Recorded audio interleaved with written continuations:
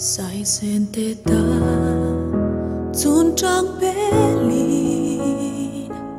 at son ban rin chan in pe lai ka khaya vui tâm tluk chang om thing ma se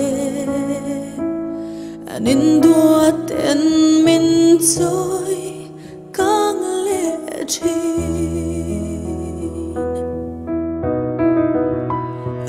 yang klo trăng lian zela nun zia le nun lut zia min zir tira anena eng kim ka thlen na do thei takin min ngai thak sak chi mình lâu ngày tha ô cất xuống nu các hoa ngày na ca la a dê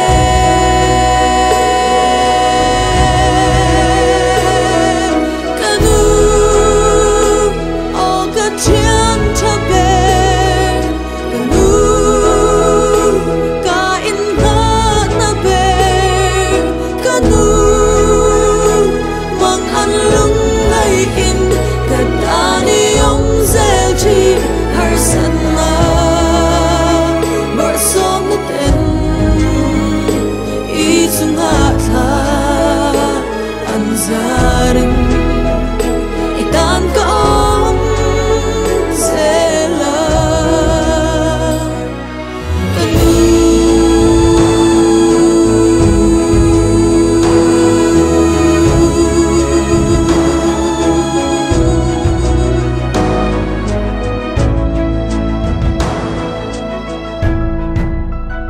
mình mà ngày già xoay ngái lâu ta na cả lút già xoay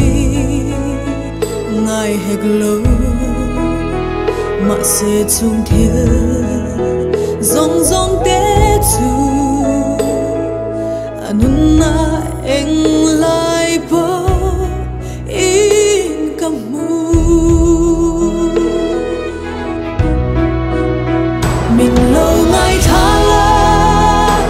ô cất xuống nu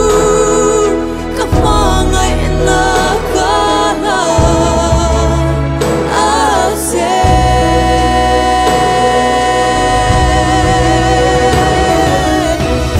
sinh nương hian khơi muốn bỏ mình khen dê